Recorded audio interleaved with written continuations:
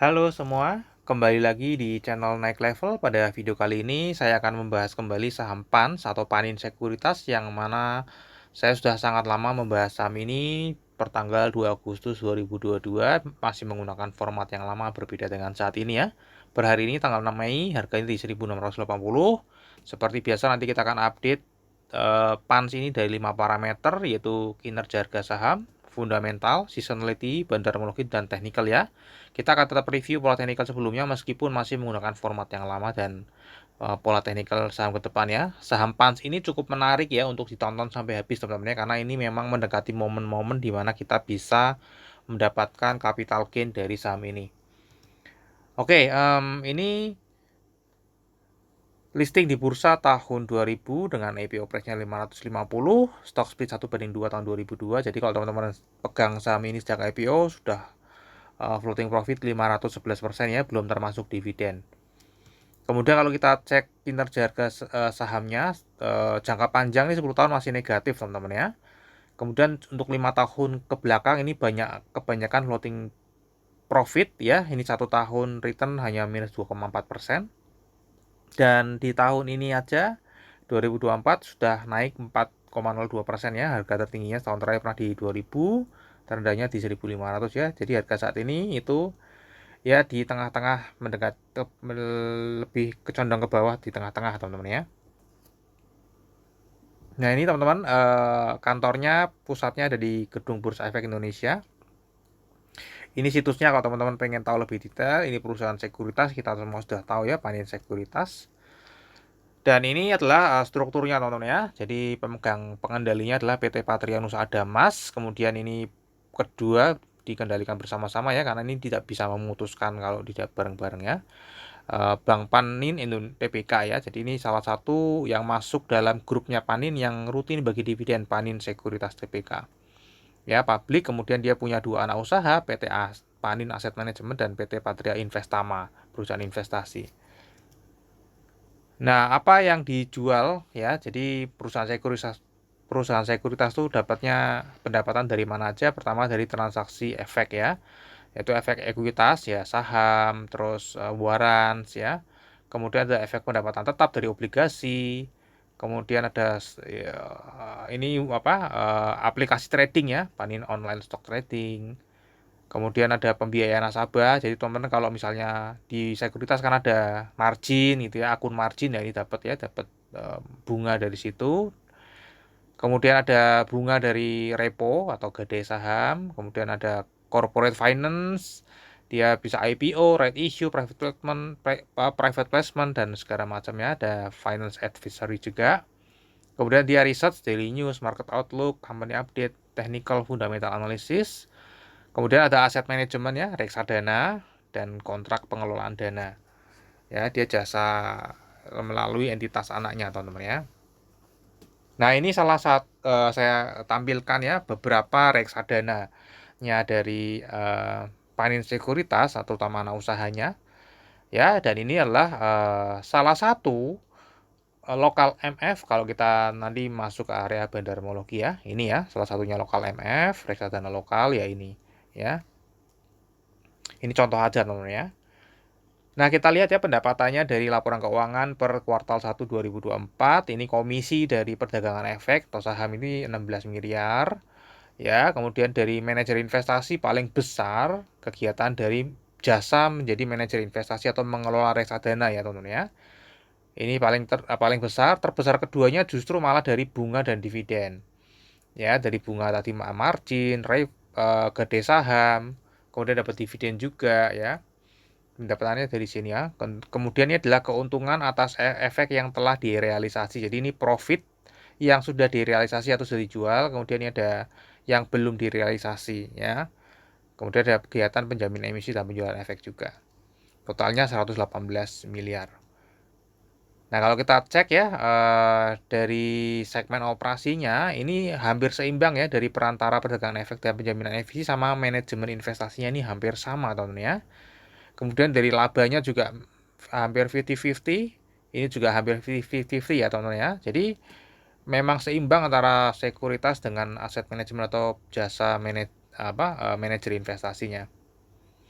Nah, kalau kita lihat di sini pendapatannya jangka panjang ya fluktuatif tapi overall masih naik ya, jangka panjang masih naik. Ini annualized 2024 berdasarkan kuartal 1 2024 akan lebih tinggi daripada 2023 ya. Kemudian kalau kita cek struktur pendapatannya juga pasti naik turun ya, namun ini stabil ya teman-teman ya. Laba bersihnya itu tetap double digit terus, nggak pernah di bawah 20% selama 10 tahun terakhir. Ini naik turun karena ya ini kan ada apa? Tergantung transaksi bursa, kemudian tergantung apa ya ini apa perusahaan jasa teman-teman ya. Kemudian kita cek detailnya untuk kinerja di kuartal 1 2024 ini laba pendapatannya naik ya, beban usahanya turun, laba usahanya naik dan laba bersihnya juga naik ya dari 35 miliar menjadi 57 miliar. Kita cek valuasinya teman-teman ya. Pada saat video ini dibuat, ini valuasinya ada di PBV 0,77 di mana rata-ratanya ini pernah tinggi ya tahun 2015. Coba kita cek ya. Kinerja 2015 kok tinggi sekali ya. Nah, ternyata dari efek dari 2014-nya ya teman-teman ya. 2014 ini puncak tertingginya teman-teman ya, tinggi banget. Labanya juga tertinggi all time hanya 2014 teman-teman. Jadi valuasinya di 2015 masih sangat tinggi. 2015-nya malah turun drastis. Ya, kemudian kalau kita lihat di pernya juga sama ya. Ini 2015 tadi turun ya, kinerjanya turun jauh. Ya, untuk saat ini pernya masih ada di 5,6, ini masih jauh di bawah rata-rata yang 12,3. Untuk earning yield ini juga masih terbilang murah karena ada di earning yield 17,9%. Ya, rata-ratanya 11,7. Jadi biasanya diperdagangkan di harga wajar, sekarang ini ada di bawah harga wajarnya ya. Harga wajarnya berapa berdasarkan data per kuartal 1 2024 itu ada di 2010 sampai 3000. Jadi harga saat ini itu terdiskon 16 sampai 44%. Nah, untuk dividen tadi sudah disebutkan ya, ini salah satu grup panin yang rutin membagikan dividen teman-teman ya, dengan yieldnya juga lumayan ya. Ini di atas bunga deposito ya teman-teman ya. Dan untuk nanti di tahun 2024 ini nanti estimasi akan membagikan 125 ya, separuhnya dari tahun lalu ya, mungkin 70%-an. Di harga saat ini itu yieldnya 7,4% ya. Jadi nanti kira-kira ada di bulan Juli biasanya ya. Nah, biasanya di bulan Juli atau Agustus. Nah, bagian meskipun cashnya waktu ini saat ini masih kecil ya, kemungkinan ya masih bisa ya. Nanti masih ada di semester 2.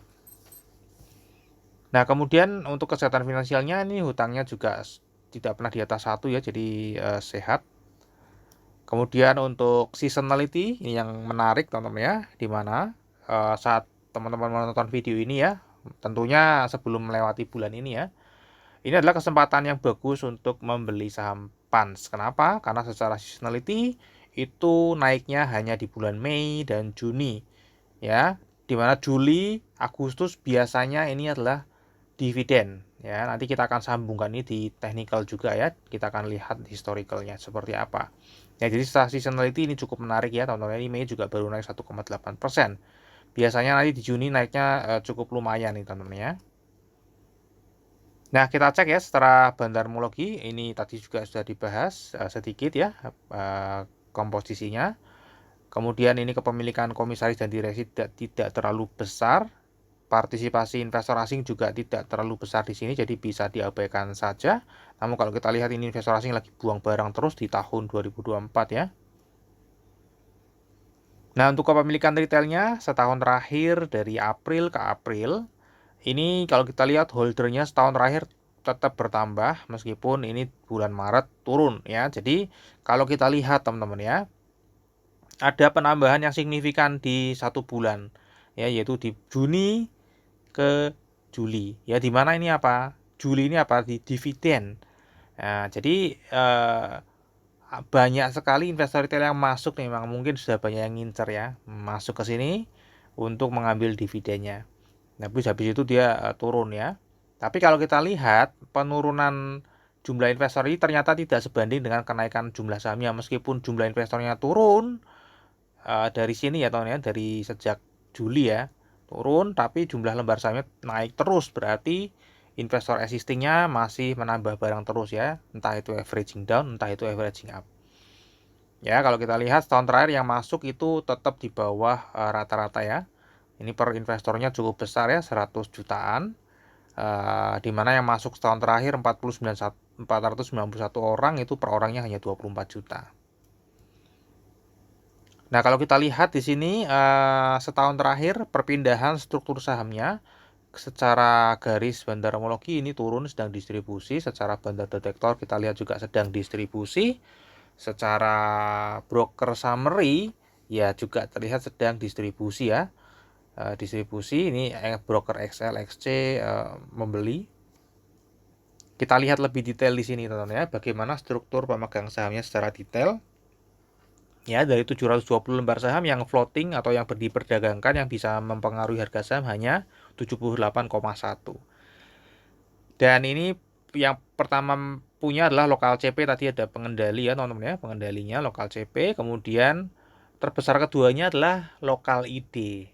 Ya, lokal ID itu investor retail kayak kita ya, dan ini kita lihat jumlahnya bertambah terus setiap setahun terakhir secara rutin. Dapat barangnya dari siapa? Kalau kita lihat dapat barangnya dari reksadana lokal nih yang buang. Kemudian foreign IB tadi kita lihat investor asing rutin buang ya. Kita lihat ya, setahun terakhir dia buang barang itu 5,3 juta. Ya, jadi mungkin butuh waktu setahun lagi untuk foreign IB ini untuk menghabiskan stoknya kalau dia memang ingin menghabiskan stoknya teman-teman ya. Jadi kita lihat di sini tekanan jual paling tinggi adalah di foreign IB ya, namun dia cukup sabar jualannya menyeimbangi dari lokal ID ya, di mana lokal ID justru lebih besar ditambah ini reksadana lokal, namun ini dia tidak rutin teman-teman ya. Dia hanya besar di sini, kemudian dia di sini kecil-kecil ya. Yang rutin ini ya, memberikan tekanan rutin di sini ya. Ini seperti cermin ya, cerminan investor retail lokal dengan foreign IB. Namun kalau tekanan jual ini sudah selesai ya mestinya harga sahamnya tidak ada tekanan jual teman-teman ya. Kalau semuanya beli atau bahkan reksadana membeli, kita lihat reksadana ini malah jual, reksadana asing membeli namun hanya satu kali, tidak berkelanjutan. Ya, kemudian kita cek di Maret ke April, Locality masih beli, masih berlanjut ya. Maret April terakhir foreign IB. Jadi ini transaksi yang terjadi di saham PANS ini hanya antara foreign IB dan investor retail lokal yang beli, yang jual foreign IB. Ya, nah teman-teman kalau misalnya pengen mendapat data seperti ini, saya ada penawaran ya, di mana teman-teman bisa mengetahui struktur saham dan perpindahannya untuk mengetahui tekanan jual atau demand. Ya, teman-teman bisa cek di deskripsi ya, saya ada link video penawaran data. Cukup panjang 20 menit, tapi saya yakin teman-teman akan mendapatkan sesuatu ya, meskipun tidak membeli akhirnya. Oke, kemudian kita cek di pola saham month to date ya. Month to date ini masih naik akumulasi, dan ini akumulasi juga di sini ya. NI besar. Kalau kita lihat XL dan XC juga melepas barangnya ya, jadi masih akumulasi. Ya, jadi naik malah dibeli ya. Nah, kita cek ya, ini review pola teknikal masih menggunakan format lama ya. Waktu itu saya memprediksi harga sahamnya sebenarnya cenderung naik. Cuman karena dia pola uptrendnya sudah selesai, di sini terjadi menyentuh dua kali ya 1450 ya, tidak membentuk higher low. Saya juga ada kemungkinan turun ya, namun kalau misalnya turun hanya 6,6%, kalau naik dia lebih besar chance-nya untuk profit ya teman-teman ya. Jadi risk to reward-nya lebih bagus. Dan kita lihat ya, waktu itu di sini tanggal 2 Agustus ya, harga sahamnya sideways dulu, kemudian dia ternyata naik ya ke 61685 ya, bahkan tembus lagi ke 1900. Ya, ini hanya untuk pembahasan saja, saya nggak akan panjang-panjang. Nah, kita lihat ya pola teknikal terbaru. Ya, kita perhatikan dulu teman-teman ya. Kita perhatikan dulu pertama adalah likuiditasnya, karena ini tidak terlalu liquid. Jadi teman-teman kalau misalnya mau membeli saham ini ya jangan terlalu besar, karena bisa menggerakkan harga saham. Dan likuiditasnya itu hanya meninggi pada saat menjelang mau dividen. Tadi kan sudah disebutkan ya. Secara seasonality Mei Juni naik nih teman-teman ya. Kita lihat ya, sebelum come date ini naiknya sangat tajam ya, kemudian langsung come date turun lagi ke awal kan. Nah, ini kemungkinan akan sama nih ya. dia sudah mulai naik, break dari MA 200 ya, break MA 200, mungkin bisa turun lagi dulu ya. Di sini Mei kan naik dulu, break, kemudian dia turun, dia naik break lagi ya. Jadi kemungkinan dia masih bisa turun. Nah, kita lihat ya. Tadi kita juga lihat di bulan terakhir ini ada akumulasi. Meskipun secara jangka panjang sedang distribusi, namun yang distribusi juga dia cukup sabar, tekanan jualnya tidak sampai 1% setahun ya. Cukup sabar melayani investor retail lokal yang membeli ya. Jadi mungkin ini bisa naik lagi dulu, kemudian dia turun ya. Nah, mungkin dia akan naik lagi ya ke 1900 bisa ya, karena ini dividen tidak sebesar tahun sebelumnya ya. Ini bahkan di sini turunnya nggak sampai mantul sepertinya, dia turunnya tipis-tipis ya. Jadi kira-kira seperti itu teman-teman ya untuk analisa teknikalnya. Nanti kita akan lihat dan pastinya ini akan membesar likuiditasnya ya. Likuiditasnya akan membesar. Terakhir di sini di video saya terakhir itu 2 M per hari ya waktu mendekati dividen. Oke, kita akan masuk ke kesimpulannya. Untuk kinerja fundamental tadi kinerja jangka panjangnya menaik ya, meskipun naiknya fluktuatif ya.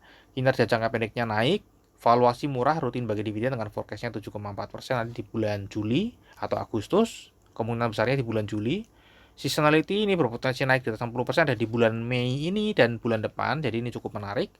Seperti yang tadi sudah saya sebutkan, untuk bandarmologi April ke April sedang ada distribusi tadi dari foreign IB ke investor retail lokal, namun 1-6 Mei ini ada akumulasi, meskipun kita belum bisa tahu ya apakah polanya masih berlanjut, tapi biasanya polanya berlanjut ya. Saya yakin nanti ketika datanya keluar di awal bulan Juni masih sama ya. Kemudian untuk teknikal ini ranging aja di 1520 sampai 1800 dan terakhir disclaimer teman-teman, jadi analisa yang saya bagikan di YouTube ini adalah analisa saya pribadi yang tentu saja juga bisa salah ya. Ini bukan ajakan jual atau beli saham PANS. Silakan teman-teman jadikan video saya ini hanya sebagai second opinion atau pelengkap informasinya dari analisa teman-teman sendiri ya. Oke, semoga bermanfaat. Kita akan ketemu lagi di video yang berikutnya.